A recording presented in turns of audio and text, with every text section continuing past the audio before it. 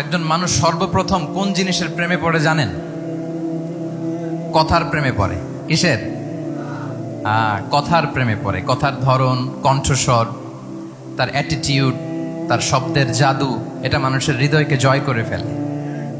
আল্লাহ রাসূল সাল্লাল্লাহু আলাইহি ওয়া আলিহি ওয়াসাল্লাম তিনি নিজেও বলেছেন, ওয়া ইন্না মিনাল বায়ানি লা সিহরা, কিছু কিছু বক্তব্যের মধ্যে জাদু আছে।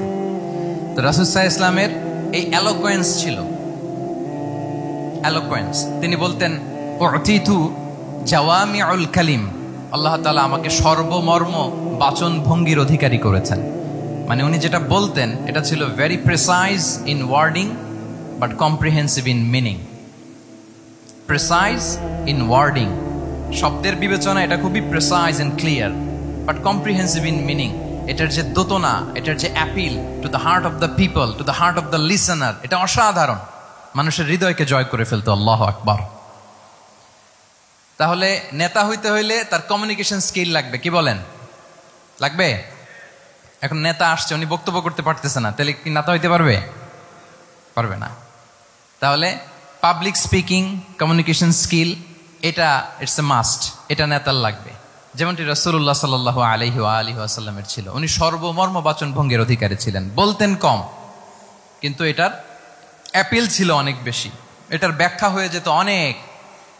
রাসূল সাল্লাল্লাহু আলাইহি ওয়াসাল্লামের সবচাইতে বড় ভাষণটি ছিল বিদায় হজের ভাষণ, খুব সম্ভবত। ওই ভাষণের টেক্সটগুলোকে যদি একসাথে করা হয়, আমার মনে হয় 10 মিনিটের বেশি লাগবে না ওই টেক্সটগুলো পড়তে। তার মানে সবচাইতে বড় যে ভাষণ ওনার, ওটা কত ছিল? 10 থেকে 12 মিনিটের ভাষণ ছিল। আমরা তো ঘন্টার পর ঘন্টা বক্তব্য করি, তারপরেও তো আমরা মানুষের মনকে খুশি করতে পারি না।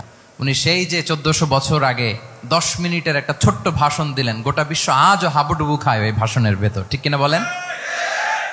তাহলে উতিতু জাওয়ামিউল কালিম, আমি সর্বমর্ম বাচন ভঙ্গির অধিকারী।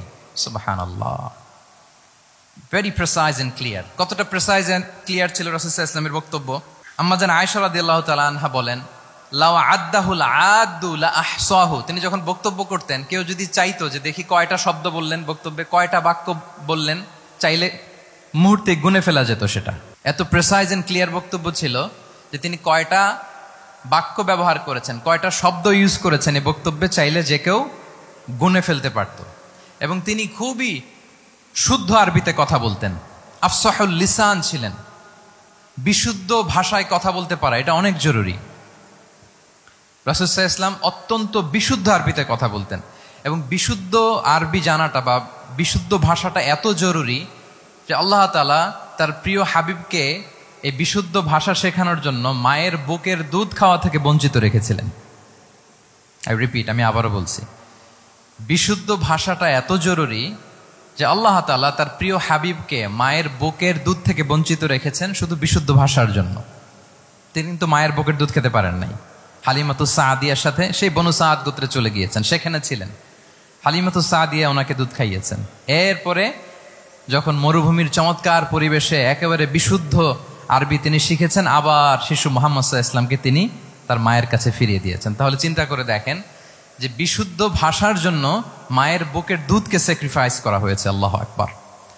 তাহলে আম্মা জান আয়েশা রাদিয়াল্লাহু তাআলা আনহা বলতেন, লাউ আদ্দাহুল আদ্দু লা আহসাহু, চাইলে যে কেউ গুনতে পারতো যে তিনি প্রিয় নবীজি কয়টা বাক্য বললেন, কয়টা শব্দ। এত প্রিসাইজ এন্ড ক্লিয়ার ছিল। অন্য বর্ণনায় এসেছে, কানা ইয়াতাকাল্লামু বিকালামিন বাইনাহু ফাসলুন, তিনি এমন ভাবে কথা বলতেন, কথার মাঝখানে মাঝখানে পজ দিতেন। কে দিতেন? পজ দিতেন, মানে একটু থামতেন যাতে করে শ্রোতারা বুঝতে পারে। ইয়াতাকাল্লামু বিকালামিন বাইনাহু ফাসলুন, বলতে বলতে মাঝে মাঝে একটা পজ দিতেন যাতে সবাই বুঝতে পারে। ইয়াহফাযুহু মান জালাসা ইলাই, আশেপাশে যারা বসতো তারা সহজে এটা মুখস্থ করে ফেলতে পারত।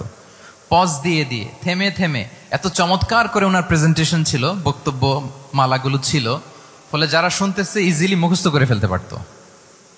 এবং গুরুত্বপূর্ণ কথা তিনি এমফাসাইজ করতেন, 3 বার বলতেন। একবার তিনি বলতেছেন, আত্তাকওয়া হা হুনা হা হুনা হা হুনা ওয়া ইউশিরু ইলা সাদরিহি 3 মাররাত। তাকওয়াকে তিনি এখানে রেফার করেছেন। আমরা তো মনে করি তাকওয়া সব ঢুকে গেছে এইখানে, তাকওয়া ঢুকে গেছে টুপিতে, তাকওয়া ঢুকে গেছে জামাতে, এগুলো তাকওয়ার একটা নমুনা। কিন্তু আল্লাহ রাসূল সাল্লাল্লাহু আলাইহি ওয়াসাল্লাম বলেছেন তাকওয়া এখানে এখানে এখানে, এভাবে 3 বার তিনি ইঙ্গিত করেছেন। গুরুত্বপূর্ণ কথাকে তিনি এভাবে এমফেসাইজ করতেন। মাঝে মাঝে এমন আবেগঘন বক্তব্য উপস্থাপন করতেন, সাহাবারা অশ্রুসিক্ত হতো। ওয়াজিলাত মিনহাল কুলুব যারাফাত মিনহাল উয়ুন, সাহাবারা বলতেন যে আমরা অশ্রুসিক্ত হতাম, আমাদের হৃদয় বিগলিত হতো। এত চমৎকার মর্মস্পর্শী বক্তব্য তিনি করতেন। এটা প্রেক্ষাপটের আলোকে। আবার যুদ্ধের ময়দানে যখন কমান্ড করতেন তখন আলা সাউতু ওয়াশতাদ্দা গদাবু, তিনি রেগে যেতেন, উঁচু কণ্ঠে তিনি কথা বলতেন, মনে হচ্ছে একজন সেনাবাহিনীর কমান্ডার তার ব্যাটালিয়নকে কমান্ড করছেন। আল্লাহু আকবার।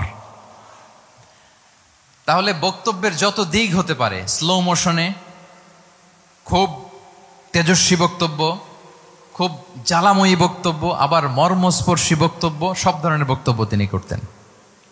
সুবহানাল্লাহ। তাহলে অ্যালোকোয়েন্স, 2 নাম্বার হচ্ছে অ্যালোকোয়েন্স। কম্পিটেন্সের খুব গুরুত্বপূর্ণ একটা অংশ হচ্ছে অ্যালোকোয়েন্স, বাগ্মিতা। এটা একজন নেতার থাকা চাই। কি বলেন? একজন নেতার এরকম বক্তব্য দিতে জানতে হবে না? আল্লাহ রাসূল সাল্লাল্লাহু আলাইহি ওয়া আলিহি ওয়াসাল্লাম তিনি ঠিক এইভাবে বক্তব্য করতেন। মাঝে মাঝে তিনি ইমোশনাল ইন্টেলিজেন্স ইউজ করতেন, মানে আবেগ অনুভূতিকে নাড়িয়ে দিয়ে শ্রোতাকে প্রভাবিত করে ফেলা। স্পিরিচুয়াল ইন্টেলিজেন্স বা ইমোশনাল ইন্টেলিজেন্স তিনি বক্তব্যের মধ্যে ব্যবহার করতেন। এমনভাবে তিনি নাসিহাত করতেন, এমনভাবে কথা বলতেন, মানুষের আবেগ অনুভূতিকে তিনি নাড়িয়ে দিতেন। আল্লাহু আকবার। ছোট্ট একটা উদাহরণ এখানে আমি হাজির করি। আপনারা